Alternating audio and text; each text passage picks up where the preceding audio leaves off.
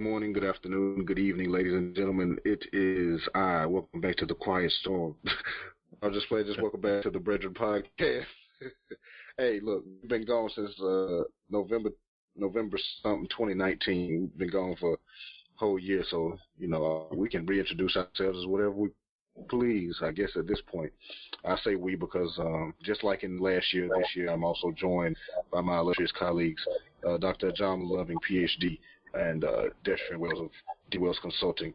But let's just go around the table real quick, shall we, gentlemen, and reintroduce ourselves to our old listeners and new listeners alike. We'll start with you, Dr. Loving. What's new with you is what we're gonna call this. Oh, okay. Well, I'm Dr. Loving. I am a assistant professor of finance at University of North Texas, Dallas. I recently, in November, actually right around the time of our last podcast, took the Certified Financial Planner exam and passed. So now I'm officially a Jamu Loving PhD CFP. And so I wasn't completely wasn't completely lying fallow during the time that we weren't together. I did get a little bit of productivity in there, but also got a lot of time to spend with my wife and my daughter, and so it's good to talk with you brothers again. But it was also good to really get connected, family wise and all of that too. So nice to talk to you. Good to be back. Can't wait to get the discussion going. Oh yes. And I have duly noted that I no longer refer to you as Dr. Loving, PhD. It is also Dr. Loving, PhD, CFP, and he enjoys listening to BBD and TLC while eating KFC. Indeed.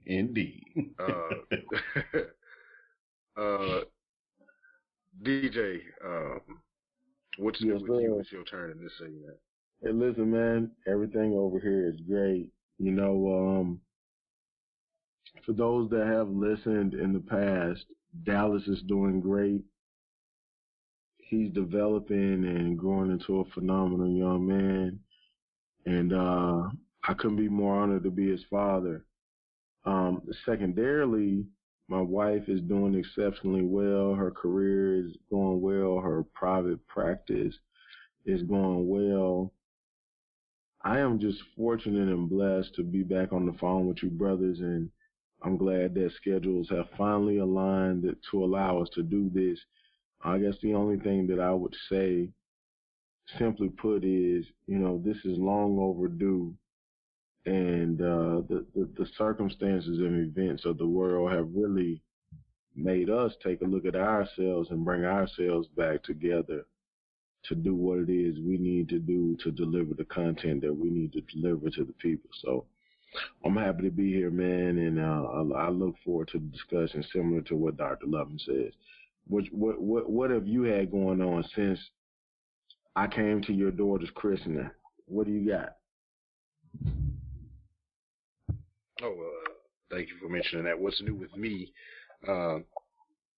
is, like DJ mentioned, right before New Year's, my little girl was, and my brother Destrin made the journey of Godfather, and I appreciate him for that. So, in our hiatus, our absence, we, like we all expressed, we got more involved with our families. Doc had evening classes and was also working on new certifications and new levels. So we were productive professionally and also personally, because if you ever listen to any of our past shows from the first season to, which I guess this is a continuation of the second season. Right. Because we kind of just stopped midway through, is we had to kind of, I guess, we didn't do it intentionally. We didn't just, after November 15th, drop that episode. They were like, we're not coming back until the end of January 2020. It was just kind of a thing where schedules didn't line up. This is not power. It was Doc had the classes. You got to also be a father. We also run our businesses, and a couple of family things happen here and there, and then you got all of the holidays. Because right after that was Thanksgiving and Christmas and New Year's, and then you got it's a lot, and it's as passionate as we are about doing this, we always have our priorities in check, and that's what happened. So it was no love lost between us. There was no love lost between ourselves and you, our listeners. We appreciate you, and we appreciate you for coming back. Hopefully, but life was being lived.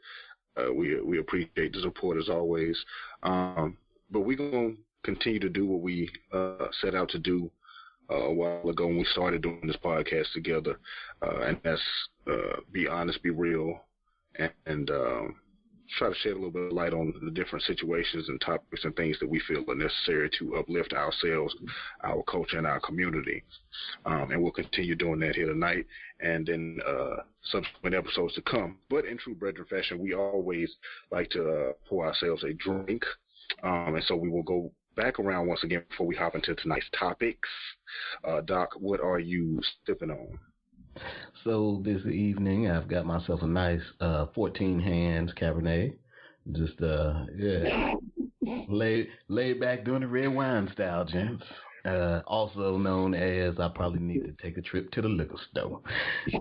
Yeah. The song Classic Man by Jenna comes to mind. Oh. BREADren, I mean, if they don't know, they won't know, but just for kicks and giggles. Just let us know the variety, because Hennessy does come in several different, Masters Blend, regular, VSOP, black, white. I mean, just give us something. Let us know. Well, you do make a outstanding point, and the Masters Blend has just come back. I recently visited the local tavern, and they had it there, and I purchased a batch that I'm gonna save for my birthday. But tonight we're doing Hennessy Black. We're about to get ready to. Yeah, we are about to embark on Black History Month. Mm-hmm. So while I do not agree that it should be a month, it should be a legacy, it should be a lifestyle, Black History Month still matters. And I think that we need to do everything we can to honor it. So I'm not saying that alcohol honors it. I'm definitely not saying that at all. However, hey, a perfect way to blend that in. I'm drinking Hennessy Black because I am black. It's about to be Black History. I'm not gonna do that because I don't want to be tied to that forever. But I am absolutely having Henny Black with the understanding of where we are in terms of our calendar. So for sure, man, I'm really looking forward to having a conversation and talking to the people and really engaging with you guys, because Harley, man, I missed y'all boys, man. We've talked independently, but I missed y'all boys. Let's get it. Well, before DJ starts crying, I would like to introduce my drink, because my drink is special. If I do say so, because I have gone off my beaten path. I've gone off my beaten path, and thanks to my brother BREADren being able to stop by my home for a short period of time, I was drinking Uncle Nearest, and then of course when DJ comes into town, there's what people like to refer to as a Henny Palooza. So there were various bottles of Hennessy brought across my threshold, and one large one was left.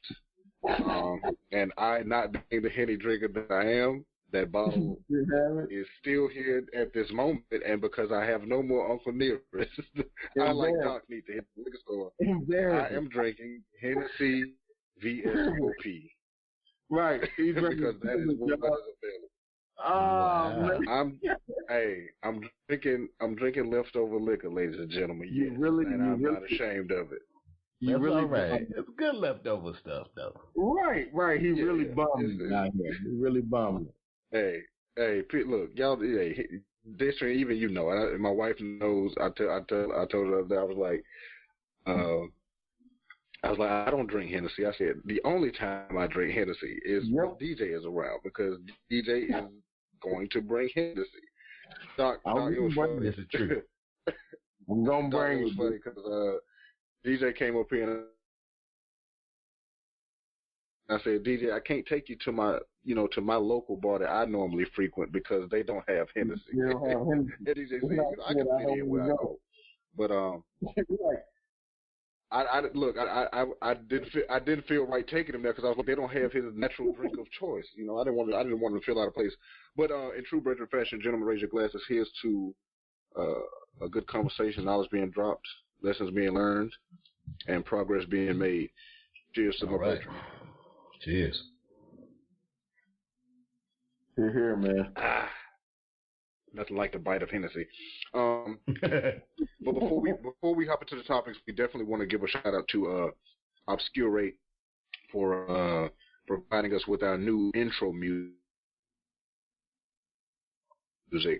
And I think we're gonna go with that being the intro music for the main show, and then the original BREADren sound will be after show. But tonight, because we've been gone for so long, and no, you haven't heard us in a while, we're not going to have the normal setup of main show then the after show. This is the main show after show esque episode, if you will. You'll understand what we said. It's not going to be formal. It's kind of a just roundtable discussion, us catching up with each other, catching up with you, and just kind of taking stock over our past, and how taking inventory of 2019, taking inventory of 2020 so far, and what we plan to do as far as impact, appreciation, and our vision, especially in light of recent situations. The tragedy that happened with Kobe Bryant and his daughter, and the other people on the plane, Coach Altobelli, and forgive me because I don't know everybody's names, but I know it was a baseball coach, his family. That was the coach for Mamba Academy, Kobe Bryant's team that his daughter played on. The coach, the lady, she was on there, and of course the pilot. But it's kind of watching the news and watching different shows and things and seeing that it's kind of one of those things that happen. It happens, I don't want to say often, but there's 7 degrees of separation and things of that nature. People always say it where, something may happen in my life and it reminds me of something, and then I have to take stock and take inventory and, pause and, take a look at where I've been, where I am, and where I'm going. One of the things about celebrity deaths is that's one of the things where it's so visible, so then it reminds everybody at the same time. Like if something personally happens to me, I can reach out to Destry and Dr. Love and kind of say, hey, this is what happened. In my situation, one of it was my grandmother passed right before Christmas. So that personally happened to me. That had me taking the time to take inventory and say, I need to, be more present with my family and things of that nature. But it didn't personally happen to everyone that I know. But then when something like this happens, it's kind of everybody, it hits us at the same time. We all kind of sit back because, as you all know, Dr. Loving, DJ, and myself, we're all husbands, we're all fathers. Doc and I are both what people like to call girl dads. DJ has a young son.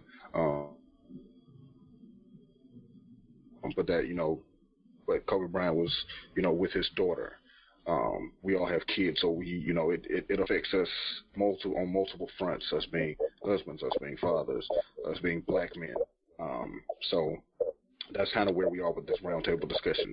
Don't want to make it somber, but we do want to, acknowledge. So I will raise my glass once again for Kobe Bryant, his daughter, and the other passengers on the plane, the helicopter. So Yeah. Oh yeah. Indeed. But I'll kick it off with this. And Doc, I'll start with you. As far as your 2019 when we talk about the word impact, a lot of people tend to look at it in the framework of what impact did you have on external things? You know, what impact did Doc have on his student? What impact did Doc have on his community? What things outside of you? But what I want to ask you, and DJ, I'll also ask you the same question: is what impact did you have on yourself towards the back half of 2019, specifically in the time period of our hiatus? What impact did you have on yourself?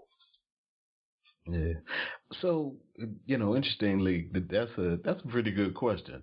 When I think about the year 2019, it was, I think, one of sort of preparation. So, you could talk about taking tests for financial designations and doing things in terms of laying the groundwork for a financial planning program at University of North Texas, Dallas, and really laying the groundwork for a future, Loving on Money podcast where we talk about financial topics specifically. And so there's been some planning and some preparation and all of the things that you try to do when you're, really preparing to have a big year and try to do some things. And that's, for me, the way that I looked at 2020 was, all right, let me get myself and my mind ready, get my groundwork ready to do some big things in 2020. And I think that internal preparation is a really big and important part of trying to get ahead going forward. I think a lot of times we fail at doing things, and sometimes we're just not as consistent as we need to be because we haven't put ourselves in the place mentally where we say, this is going to happen and I'm going to stay dedicated and do all the things necessary to make it happen. And a lot of times that, that work of really envisioning these things and plotting them out and, actually taking something from a dream or a vision and breaking it down into a goal and actionable steps. Well, that process takes some time, right? And so if you're honest with yourself, then you're going to have to take some time to do those things, and then you can execute going forward. And that doesn't mean that you drop all of the other balls and don't do any of the other stuff that you have responsibility for in the meantime. But I think you can do things now with an eye on what it is that you want to do in the future. And I think one of the things that I think upset so many people about the loss of Kobe Bryant is the fact that he was in one major execution phase, man, after even a ridiculously great basketball career. He was in the phase of movie production and working with his charities to such a great degree. And really, most importantly, when I talk about people being more important than things, his execution in terms of fatherhood and being a husband and being in the lives of his kids in a present, steady, impactful way was just, that was all humming. And so even when you have all of those things humming, it's, we don't know how long you're going to be able to do it. And it's funny because you look at some people and it's like, man, they seem to be doing all of these things. And it's like, what you rushing for? Well, that's why you're rushing. You never know how long you're going to have, and you never know, when this one little piece of impact that you're going to have on someone's life is going to be the last time you get to view that impact you're having on a person's life. So you want to make sure that you are as intentional, as impactful, as purposeful as you can be, so that you can actually achieve some of the things that a Kobe Bryant achieved, or do those things in your own life for the people who are around you and matter to you and the folks that you want to have impact on. Man, the fact that people are feeling such great loss because of such great accomplishment and because of what we hoped, or the promise of future accomplishment. And so you can have that in your own life. You can be inspired by the fact that people have done some great things before you, and people that are having an emotional impact on you now, like a Kobe Bryant, can inspire you to say, I'm not going to wait. I'm going to have that same type of Mamba mentality in terms of my approach to life, and really get out there and make some great things happen. But being real about what it's going to take to get there, and actually focusing on doing the work, and not getting swept up in the accolades that come later, but recognizing that the real gift is in the day-to-day work, the individual people that you work with, the hands that you shake, the eyes that you get to meet face to face, and the impact that you get to have on those people. That is the reward on a daily basis. And if you're doing the things that you're supposed to do, then it'll add up to some really great things over time. But it's about being consistent, and it's about being intentional. Beautifully put, as always, from Dr. Loving. And we will not gloss over the fact that the first utterance of people are more important than things has been said by Dr. Loving, and we appreciate him as always for reminding us of that. That just real quick before I get to DJ, that reminds me, I was watching a old episode of Living Single. That's redundant because obviously they're all old, they're all reruns. But Overton was talking to Kyle about something, and he said his uncle, he's always giving the southern, the country wisdom quips, and he was like, the fact that people are more important than things. He said something after that, and I immediately paused the TV and I rewound it because I was like, did he say that? And I'm like, and I sent it to Doc, and I was like, man, you all over the place. This simple phrase, and it's really embodies what we what you just got through saying, is that people are more important than things. Some about Kobe that I didn't know. I knew about his basketball academy. I didn't know he had started a financial investment company called Bryant Stiebel, and they've invested in a couple of well-known companies as far as helping them grow or things of that nature on the financial side. So that was something that I did not know about him. So I knew that he started and I think that his production company that created Dear Basketball falls underneath the Bryant Stiebel company. I think it's Bryant Stiebel Group, Stiebel. I'm not sure how to pronounce it. But like Doc said, he had this amazing basketball career, and then outside of this now, in a considerably short period of time, he wins an Oscar. Starts a basketball academy, and he's championing for, different things to happen in the WNBA because he's raising, his daughters to be basketball players and things of that nature. And it's just, one of those things like Doc said, where it's, the impact is just now being quantified, if you will, for most people. And that's kind of the way that the human cycle goes, is you don't understand or quantify impact until it happens. Just kind of in the sense of an asteroid is coming towards Earth, and people know what damage it can do because all of the scientific speculation can say this will hit and this will happen and this will happen, but you don't really know until it hits, and that's when you can quantify the impact that it's truly going to have. It's just like with people, until it's gone, until that void is there, then you won't really understand the impact. But Deshrian, I'll bring it to you. Same question that I asked Doc. We can always talk about the external impact that you have on your family, your friends, your community, your coworkers, colleagues, and things of that nature. But what do you think was the most impact you had on yourself in 2019? And that's a question of reflection. I think that I've grown the most this year in terms of my patience and my attitude around the things that I can or cannot control. I think that I have a better handle on what that looks like. and what I need to do to be impactful around those things. What's up? That's no small thing. That was it.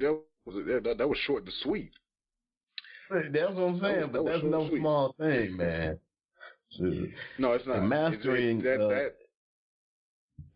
mastering yourself is no small feat, man. It's tough, man. You know, I I struggle with it, but via you gentlemen and the support of a strong supporting cast, I'm getting there. I'm definitely getting there. But this journey is an eye-opening one, and I think that it's one that we need to talk more about and share more about. So I'm glad to have a conversation tonight. Most definitely. And somebody said a long time ago, I'm here for a good time and not a long time. And as simple as that phrase is, it really does kind of put things in a perspective that most people get away from, because you can get caught up in real life, even when you have a family and, you have entertainment available and things of that nature. Life can really get at you, Tragedy can happen, work can happen, and you get so bogged down, and you get, even always, and we've talked about it before, just that kind of I'll sleep when I die mentality. And it's like, but people always refer to it as far as, just work yourself, just work, hustle, grind. And it's like, that ain't really it either. And, you can't be free as a bird and just, live off the land and love for your whole life. That don't work either. It's really about balance and, being able to appreciate anybody, everything for what it is when it's supposed to be that. If that makes sense to anybody, it's I think it makes a lot of sense. Appreciate, and we've talked about it before. Yeah. Well, I mean, I think that people have this sort of virtuous viewpoint when it comes to work. Like, people think of work as and being a hard worker as a virtuous thing. And I think being capable of and executing hard work and staying focused, those are all great things. But man, everything in moderation, even. And I think that moderation isn't necessarily just about the things that are, typically looked at as potentially dangerous, like, alcohol use, drugs, or those types of things. Everybody's like, oh, you got to keep everything in moderation. But the issue with something like work, or things that are typically, at certain points looked at as positive, well, they can be negative when you go overboard, and it starts to affect your ability to interact with the folks that you actually love and care about, right? When you start to subvert the whole people being more important than things. And here's what it is. Work is a thing, right? Your job is a thing. Your goals are things. And most of the time, if you're doing things right, what you've done is you set up all of these things in a way so that they can help you and the people that you love live a happier, more productive life. But those same things, the same money, those cars, the work that you're doing, if you become too enamored with those things and you love those things and you put all of your energy into those things and you neglect the people around you, well, you do so at your own peril. Right? Because at the end of the day, they say nobody, I've never seen a Brinks truck following a hearse, right? So all of that work, the money, the riches, all of that stuff, you can't take that with you, right? in that movie Ghost, they said all that's left is the love. I don't know if you remember at the end of the movie. Spoiler alert. I guess I should have said spoiler alert for a movie from, from the 80s, right? But, Sam's like in that same red shirt that we saw me in the whole movie is like, all that's left is the love, right? And at the end of the day, all this stuff that we're doing, the root of it, or at the root of it, ought to be the love that we have for one another, right? And even some of the things that we do, yeah, man, we enjoy and we love doing those things. We really enjoy that time. But man, the people who are around us, that irreplaceable spirit that dwells within each of us, that ought to be what fuels us, right? And that ought to be that ought to be at the top of the pyramid when we're thinking about our priorities, right? We ought to be thinking about how we impact one another and how you can really be a blessing to the people that you love and care about. And so when all you do is work, or when, you can't have a conversation without looking at your phone. And I struggle with this myself. I'm preaching to me as much as I'm preaching to anybody else, right?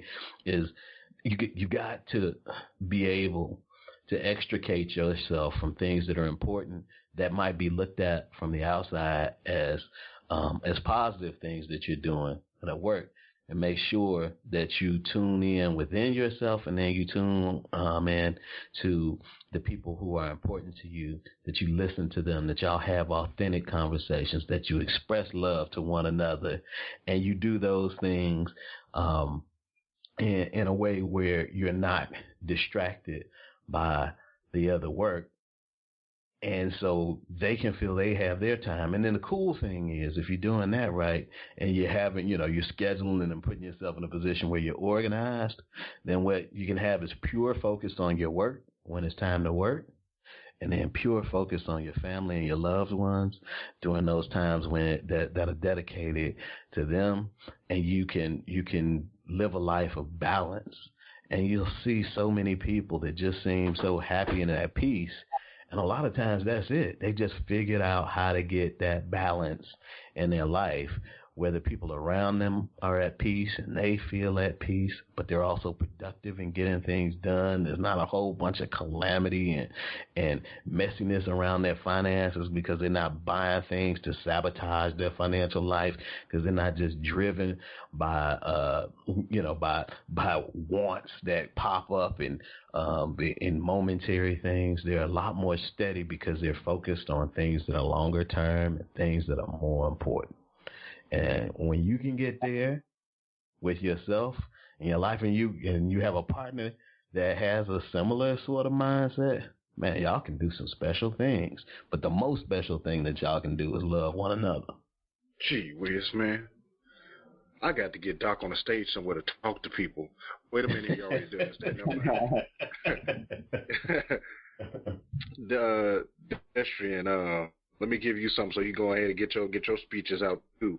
I'm just here, ladies and gentlemen. I always say I'm just here to let these two gentlemen just spew out all of the knowledge that they possibly can, and I'm just here to listen. This is a setup for myself to boost me to higher planes just by listening to these gentlemen. But Pedestrian, I got a question for you. Man, I do a great job at this. I'm going to go ahead and toot my own horn. I'm one hell of a moderator, and y'all don't have to tell me that. I'll tell myself that. Here's a question. Watch this question, y'all. Pedestrian, what is the one thing that you refused past tense to bring into 2020? For me, it's really complacency. I had this conversation with you guys. I've had this conversation at my house, but I read an article recently. Complacency is the thing, because complacency really does kill. And the article that I read said, stop being patient. And I know that that's something that goes against a lot of the things that people want to hear, but it said that in 10 years, if you stop being patient and demand today what it is would take you 10 years to do. You may not get it, but you would be a lot further along in the process. And I think we really have to be thoughtful around what it is we can demand today. So one of the things that I kind of cut out was the complacency. And I don't want to sit idle and be complacent. I'm sorry. I want to demand today what I should and could have today. And then understand if I don't have it, what should I be doing to get it? So really short and simple for me. Yeah. Wonderfully put. Doc, same question. What is the one thing that you refused to bring into 2020? I'm going to, you know what? And I don't know that I ever really had that much of this, but I'm really going to make sure for this year that I focus on giving people the benefit of the doubt and some space. And here's what I'm talking about. Like right now, everybody is, we had the start of a new year. We've had, a tragedy, I think, in the eyes of most people in terms of the death of Kobe Bryant. But what's going to dominate the lion's share of this year up until November is an election. And then it's an election that we have some real deep divides in this country in terms of where we see it going in the future. And these divides, these divisions that we have between people have resulted, I think, in a lot of bitterness, man.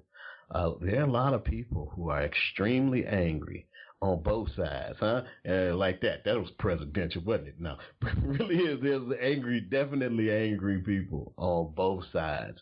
And my goal is to recognize that most of the people that we are going to interact with, that we're talking about out there, are well-meaning people, right? Some of them are scared. Some of them are angry for whatever reason. A lot of times that anger that you see exhibited is based on some kind of fear. And what I'm going to try to do is give people space and not be so judgmental, not be quick to cut people off or cut them out, but try to be patient with them and work with folks where they are and talk with them about the decisions that they're making and maybe some of the decisions that I'm making and why, right? Rather than being dismissive. And I hope that I won't be the only person doing this, because I feel like that is going to be what will take us further forward. Now, and it's tough because some of the divisions, honestly, when you look at them, is, the reason that they're so hard fought in terms of differences we have is that there are people who are saying that, by virtue of the decisions that they make, that some people's humanity or some people's right to freedom or some people's right to free movement through the country, all these things, they're not as important for some as they are for others. And I feel like those types of issues, equal protection under the law, equal freedom, those types of things will always elicit very emotional, charged responses, right? But the charged response doesn't have to immediately escalate to anger, hatred, and then cutting people out of your lives. Maybe if people will actually extend just a few more steps of empathy towards another person and have some real discussion with them, and I mean this from both sides, then maybe you'll have some people who will either, will change and soften positions. You look at like Ellen DeGeneres, who was run off of television in the 90s because she was a gay woman, and then now she's one of the most loved people on television, right? Things change, ideas change, people will soften and change with exposure to one another, right? It's easy to hate someone when you don't know anything about that person. It's easy to say all people who are gay are this way and I can't stand them until you meet one and have to spend some time with that person, and then you realize they're human just like you, and they have thoughts and feelings and people who love them just like you, and they want the best for their families and themselves just like you. And it's really difficult once that happens for you to push against them unless you are a person who has a lot of hate in your heart. It's tough for you to treat that person in a way that's less than human. And hopefully if you can get enough of that going, you'll have some people who can really make some impactful changes on one another. And maybe we can change the way in which we as a people relate to our government, which is supposed to be, reflective of us. And maybe we can start to move forward in a more unified way. Okay, so that's my pledge, is to try to try to give people the space and room to express the feelings of that they're having, but then also give myself the room to help in a way that I think is a little bit more gentle than I may have in the past. I'll just say my thing that I haven't brought into 2020 is stagnation. Although I will admit that this first month of the new year, that just triggered another thought. That's why I had that long pause, and I'll bring that up next. It's completely off topic, but I'm interested to hear you two's opinion on it. Mm-hmm. But yeah, stagnation, and in my typical fashion, I do want to, I always like to educate a little bit, so I'll give you the definition of stagnation, just in case for those of you who, you know what it is, but you don't know what it is. It's the state of not flowing or moving, lack of activity, growth, or development. But I also want to continue to give myself more grace and mercy, more so grace, and also for others. Just extending grace towards myself, to where if I shoot for a goal and I don't quite make that goal, but I fall slightly short of it, I still have to give myself the grace to acknowledge the accomplishment and appreciate the effort that I did to get to where I was trying to go.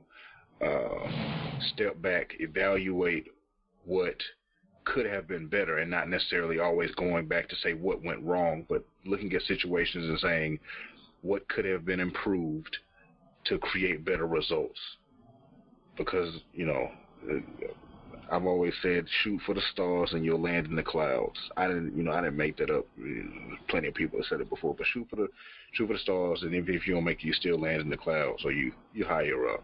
So, just because I don't quite make the goals that I set, as long as I'm making progress and I'm not being stagnant, I gotta give myself the grace to accept and appreciate the progress that was made. So, that's a big thing that I'm doing for myself, because I'm not alone. I know I'm not alone. It's, especially when people, a lot of people, especially entrepreneurs, the depression and anxiety that entrepreneurs face because of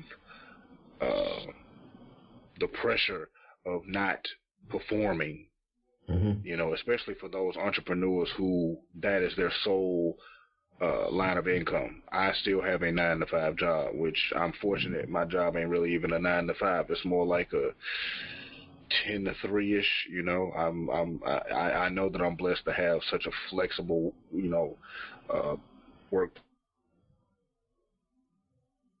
place. But for those who aren't in that position, and their entrepreneurial journey is their sole line of income, and having to deal with that pressure and not succumbing to that pressure, and also kind of falling under that pressure, and like not giving themselves that grace that I speak of, whereas I don't have time to be depressed or let my anxiety kick in, because I'm relying on this, just letting life, just the pressure just constantly build, and not even giving yourself time to address those emotional concerns, those personal concerns, that type of thing. I don't, I don't want, I want to be more cognizant and more aware of my triggers that, can take me to those places. And I want the same thing for others in my position and, similar positions of just give yourself more grace and not, not just waiting till the pressure meter hits that red level. And now you're like, all right, we got to open a valve and release. Just kind of, pointing things out before they get there and handling them, taking the time to handle it. Like, this day could be going hectic as I don't know what, but if I know that it's going to, take me to a place, let me actively and, effectively sit aside 10 minutes of put my phone down, turn everything off, don't look at my computer, don't turn on the TV, quiet time, just reflect, think, calm down, whatever that is. It don't have to be that for me. Sometimes you go take a little medicine. But medicine is the way of the world. Feeling like Doc said, moderation. Maybe that is going to just take a break, walk to the bar, your local neighborhood bar that's in your new gentrified community, and go have yourself a shot or a beer, and and don't watch the news, watch something uplifting.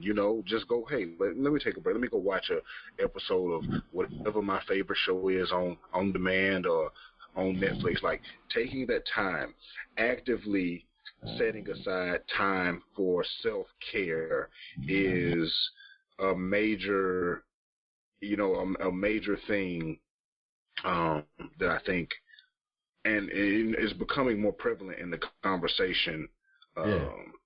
You know what it was awesome? I was going to say it's awesome that men can talk about that, right? Because that wasn't the work hard conversation is something I think that especially traditionally men would have had, right? But in terms of taking care of yourself physically, man, you hear people talk about being able to do some push-ups and pull-ups and that type of stuff. But you didn't hear men talking positively about taking time to decompress. It's brothers, a lot of them, and I do yoga at least 3 or 4 times a week now, man. I've noticed that my whole everything feels a lot more comfortable. My body feels more fluid, but my mood feels better. My emotional steadiness feels better.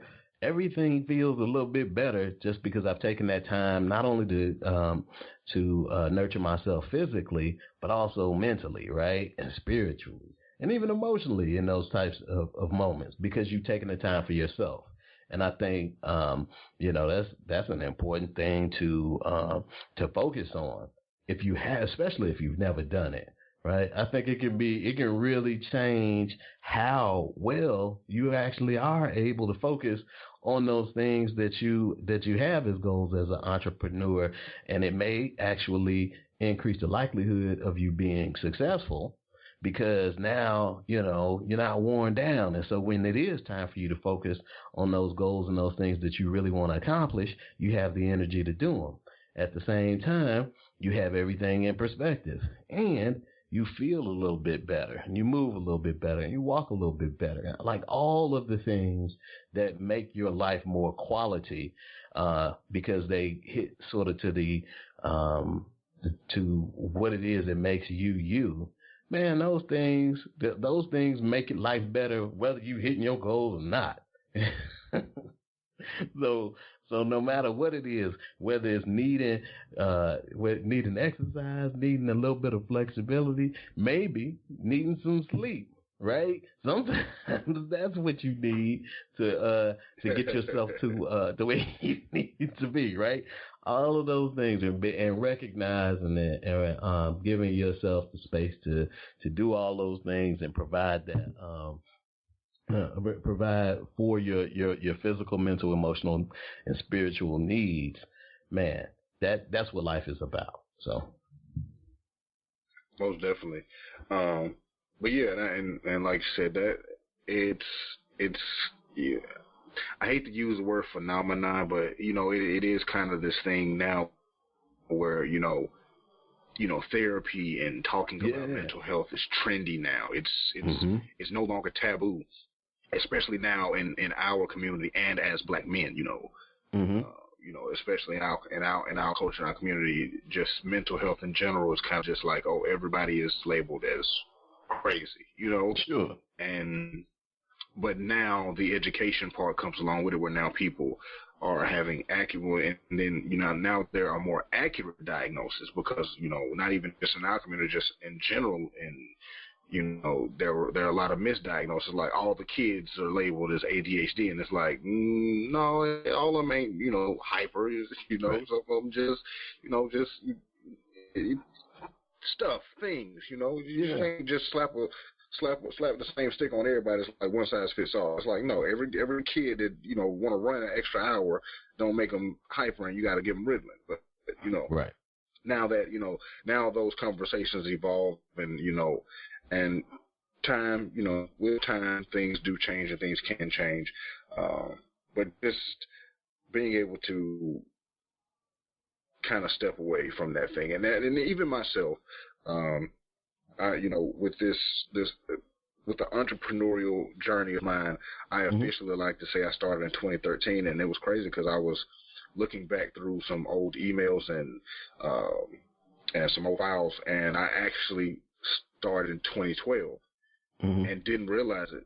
It was kind of like this fruition was coming to place, and I started, talking a certain way, and and I was looking at things from 2012. I said that then. I was like, I thought that was 2013, and then 2013 was when I kind of, I guess, made this formal declaration of this is what I'm doing. So that's why that's why I always look at that. But then just now get to that point where I can think and look at, like, it's 2020 now. And if I go by my timeline of 2013, this is 7 years of this journey, and I always tell people is, as long, like, a lot of people, when you set your goals, and if you don't reach your goals, you think you failed. But it's like, okay, if I look at what I was doing and where I started from in 2013 to where I am currently at the beginning of 2020, I've made progress. I've made significant progress. Right. And I have to acknowledge and appreciate that with the same fervor that I would as if I had superseded my goals, beyond my expectations, beyond my wildest dreams. I still need to acknowledge it, with the same emotions that I would, because it's still an accomplishment. Oh, yeah. Accomplishments were still made. Progress was still made. I was not stagnant. Have I hit small stagnant periods? Yes. I can go through an entire day where I feel, a certain way, and I'm just not up to it. DJ had to step away, but the DJ mentioned offline, with the whole thing that, with the whole Kobe situation. It's, we're all fathers, we're all, businessmen and things of that nature. So, when things of this nature happens, like we said, you take inventory, you kind of pause, and sometimes it gets to you. And DJ just said, he didn't feel like going to work today. It was just one, you kind of got to hit the pause button on the game sometime, especially when it comes to work, and just not letting that overpower life. You just kind of got to take a step back and be like, oh, okay, moderation. I've had way too much work. I haven't been able to take inventory of what's going good for me right now, because it's easy to put your nose to the grinder and just be like, grind, and then you look up and you don't even know what day it is. Progress is made. It's for men, it's not easy for us to. I forget, it was a cartoon or something.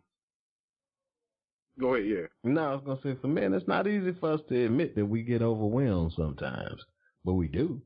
You know what I mean? We do. We get overwhelmed. We get, what I'm saying? We get emotionally overcome sometimes as well. That we need mental health days too, and it's.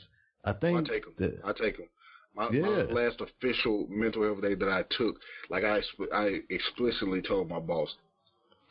She was like, "What you taking off for? You know, what, everything else?" Like, I was like, "No, it's just a mental health day." She was like, "I'm so proud of you." She was like, "I'm happy for you." She was like, "What are you going to do?" And I went to the PGA Championship practice round. This was nice. last year. I think I told y'all, but I just went out, went out to the practice round. The only part that pissed me off though was that was the day that Tiger decided that he didn't practice. No. He played in the tournament. That was that tournament. That was the PGA Championship. He got eliminated. Okay. Yeah. But he didn't practice. It was the last day, and I strategically picked. It was the last day of practice before the tournament, so I said, Tiger's got to practice, Right. And that was when his back issue was kind of flaring up again, and he decided last minute not to come to practice. He needed his own personal day. Though, because it was right. But I wasn't even thinking about that. But in terms of my mental health, I did not go to work at all that day. I did not check my emails at all that day.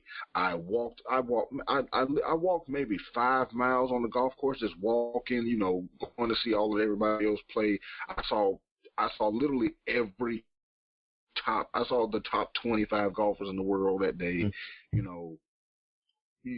walking John Daly, Ricky Fowler, Brooks Koepka, everybody was there. Phil Mickelson, everybody was there. The only person that wasn't there was Tiger. I came to see Tiger, obviously, but I just at the end of the day, I was refreshed, and it was like a reset.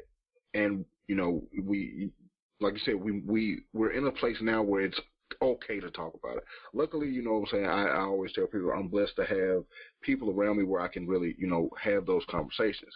I have several, people in my circle, including you and DJ, where I can, I don't feel like there's a part of the conversation where I have to be like, you know what, I can't really talk about being depressed around Doc, because Doc gonna be like, he gonna joke on me, and no, I can openly and honestly have conversation with my circle, to where we can run the gambit of emotions and be honest and say, you know what, look, man, I've had a hell of a week at work, and I'm just at my end right now, and that doesn't necessarily mean that, you got to talk me off a ledge, but, we all are equipped to be able to at least say, you know what, man, what I'm saying, what you want, you talk about it, let's, I feel you, I understand you, let's run it down.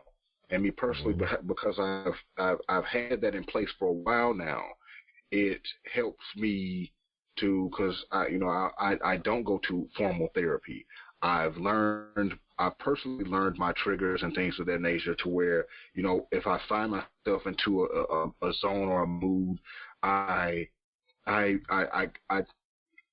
cognitively hit a pause button on it. It's kind of weird. Like, my mind works differently, and I'm pretty sure I'm not the only one. But like, I can get into like this depression state or heading there, and I'll pause and say, okay, what triggered me to get into this thought process? Because it's all thoughts, and in reality, it's like I'm on this depressive thought pattern. How did I start? And I'll trace it back, and I'll rationalize it, kind of use logic and things of that nature. But I also still have that freedom to, and that comes from being able to just to talk it out. Because I mean, when you think about it, even with formal therapy and my friends who go to therapy, it's you're just talking to somebody with an unbiased view of things, to where you know that they're not judging you, because you can have a conversation with people and tell them about certain things, and they're not gonna see where you're coming from, because that's just not their thought pattern. But like I said, I'm blessed to have a circle to where we can have open and honest conversations with each other about the gambit of life, just from top to bottom, how things go down, how things happen,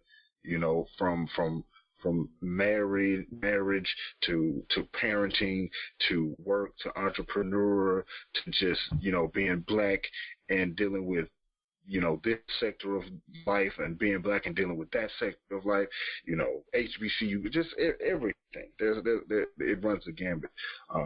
So that is one of those things that part of that inventory where, coming into 2020, I make sure that that's polished and on the front shelf in my inventory closet is, having a strong circle and having a somewhat organized thought process when it comes to certain things, because it's still I still have that mad scientist mind to where I can have 1,000 ideas at any given time, and I want to do all 1,000 of them at the same time. But when it comes to taking stock and inventory on my mental, my mental, that's where that's at the top where it's like, okay, this takes priority over everything, because it's just like your mind is a machine.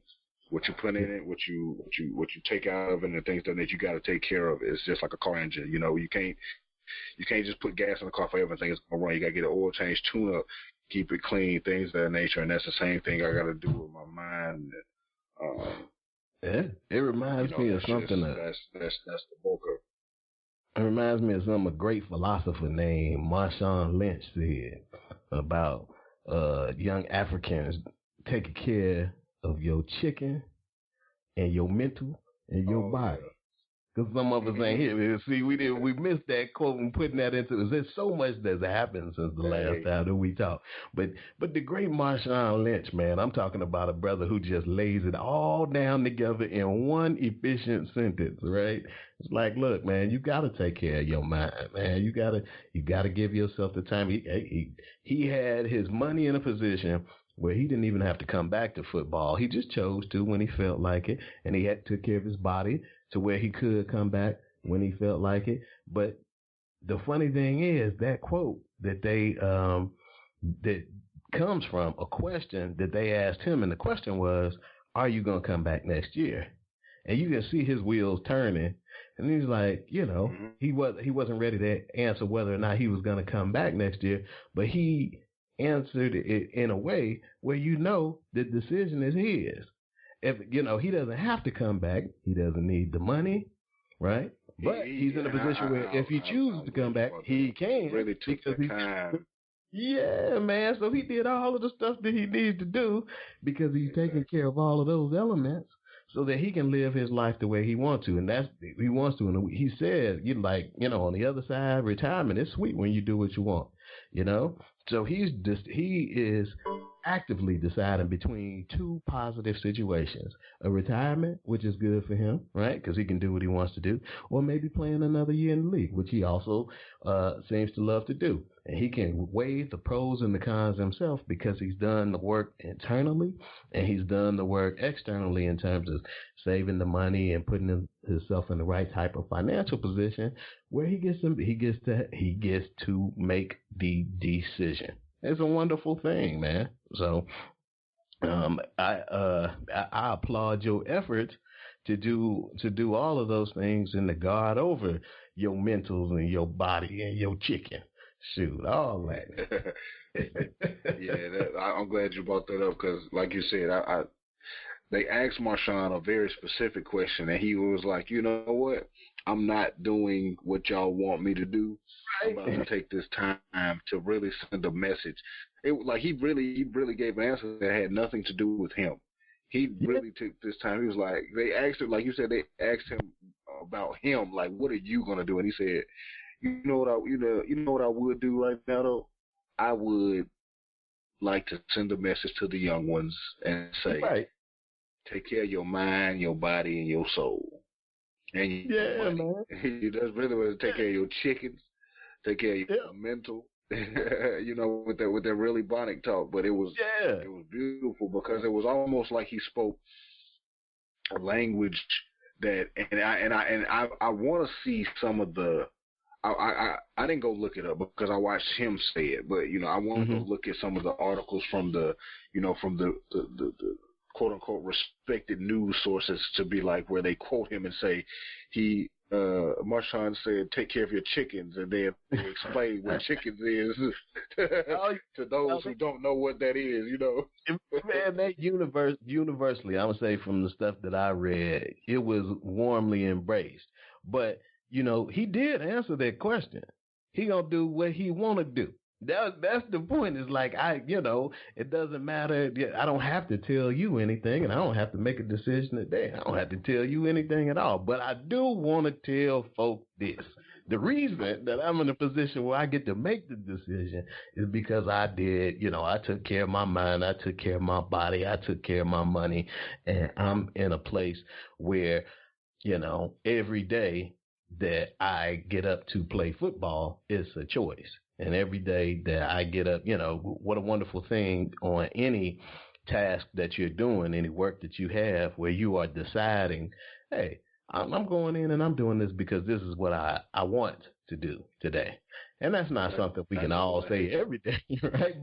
But to get to that place, man, come on. I think that's what we call hashtag goals right there, man. So, you do what you need to do to stay at it so you can do those things. But I think having those self-preservation habits where you're taking care of your body, you're taking care of your mind. If you need a day to decompress, you're doing that. This world is a stressful world. Information is all around us all the time, and sometimes unplugging is necessary for you to just just decompress and be right. And so if you never give yourself that time and you never give yourself that, permission to feel things, it's like winding a spring. You're just getting tighter, tighter, and tighter. And eventually you're going to pop, right? And it can be in terms of negative treatment of the people who are closest to you. That's usually who ends up suffering, for the brothers who don't want to have an outlet or don't express emotions well. We end up treating the women in our lives like trash. And they don't deserve that, and you don't, as a person, deserve to feel the way you feel when you treat other people badly, because you feel like trash too. All right. So if you taking care of yourself in the beginning, if you actually would feel your emotions and understand your feelings and come to terms with those things and then move in ways that are going to be productive for you instead of trying to swallow emotions and then negatively reacting to them and doing violent, foolish, or harmful things to yourself or people that you love, or sabotaging relationships, or sabotaging your own finances. Man, there's so much that we do that hurts ourselves and the people around us that's just based on unresolved issues in terms of, how we grew up or how we feel in certain situations, right? And we allow these things to dictate our behavior because we've been so uncomfortable with the feelings that you drink yourself into a stupor, you sleep with people you had no business sleeping with, or you cuss folk out that you had no business talking to in a certain type of way, or you do violent things, or you do all sorts of self-destructive behavior that if you're honest with yourself and you take care of yourself, and you make time for yourself, and sometimes if you get the professional help that you need, because sometimes that's a necessary component, man, things become a lot simpler and a lot happier and a lot smoother going forward. And you'll find that people actually want to spend time with you. They actually enjoy being around you because you enjoy being around yourself. You're comfortable in your own skin, and people are cool with that. And then there may be some people who are not cool with the new comfortable you.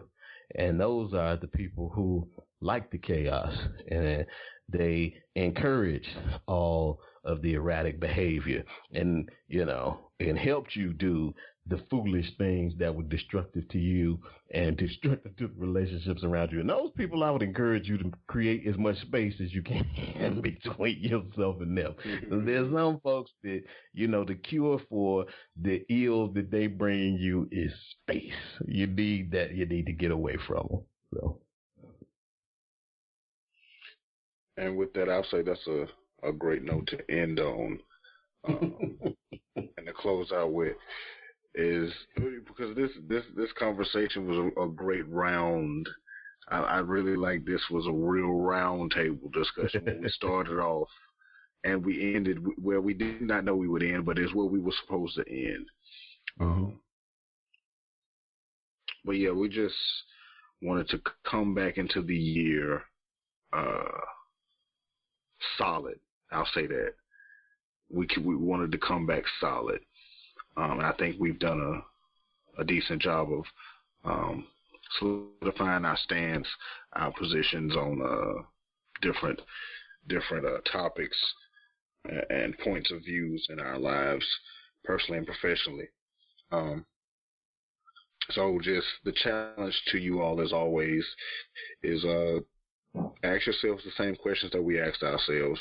Find out what your greatest impact on yourself was. Don't try to quantify your impact on others just yet. We know it doesn't, we don't always see it until the void is there of the person not being there, but try to find out what your biggest impact on yourself was in 2019, and then find out what's the thing that you chose not to bring into 2020, and then lay out your 2020 vision. We kind of, vaguely laid out our own. So we don't want to get too personal, let y'all know our plans, because, they always say move in silence, so we want to be hip and move in silence. We're going to tell you everything we're doing. But congratulations to everybody, Doc, to CFP, for all of our emotional, professional growth. We congratulate each other. We congratulate you, our listeners. We appreciate you, our listeners, for all that you do and are doing. Don't be stagnant. Just take inventory of the things that you have, appreciate the things that you have, and organize them in the correct ways. But always remember to take the time and give yourself grace in your positions, in your professions, in your personal life. Give yourself the grace. Acknowledge your progress, whether it be a little bit or a lot. Acknowledge it and appreciate it, because it is progress. Just as long as you're not stagnant, you're doing good, especially for the times that we're in. Because like we said and like we stated, you do not know when the shot clock gonna go off. That's right. With that being said, it's been real from us at the BREADren podcast. I always thank my brothers and my co-host, Dr. Jamu Loving, PhD, CFP, and Destrian Wells of Destrian Wells Consulting. Destrian had to step away because life called. He is a father and a husband, so that takes precedence over everything. And make sure that you have your priorities in order. People always say it, you hear it all the time, but really make sure you got your priorities in order.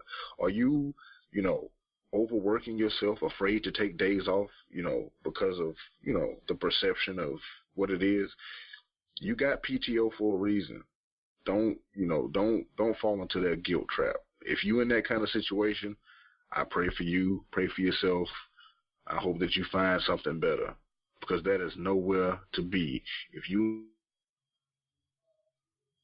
in a situation where you at a place of business that you intimidated to not take time for yourself and your family, that I'm gonna tell you right now, that ain't for you. I know that there are life circumstances and things of that nature, but that situation got to cease and desist as soon as it can, and that is my prayer for you. But that's gonna do it for us here at the BREADren podcast. Y'all be sure to follow us on all our social media. You can follow us on Instagram at BREADren Podcast, BREADREN, BREADren Pod, POD, and that's bread like bread, because we always talking about our bread and we always getting bread. And you can also follow us on Facebook, BREADren Podcast Series. It's BREADren spelled the same way I just spelled it. Podcast like they've been spelling it, a series like they've been spelling it. That's gonna do it for us. You can catch Dr. Jamu Loving on social media, Dr. Jamu Loving, AJAMULOVING. Yes, it's spelled loving like loving all over. But yeah, because that's what we do. We love y'all, man. And you can also check him out at jamuloving.com. You can check Destrian Wells at Destrian Wells Consulting at dwellsconsulting.com. You can find me at mmbbbgw.com. Instagram is at 248. That's the number 2, the number 4, the number 8, MMBB on Instagram and Facebook. But yeah, follow us, like us, support us. Tell a friend to listen to the BREADren podcast, because we like to think that we're talking about something good over here. It's not a bunch of bull. It's a bunch of fulfillment. It's a play on words. That's going to do it for us. We love y'all, and good day.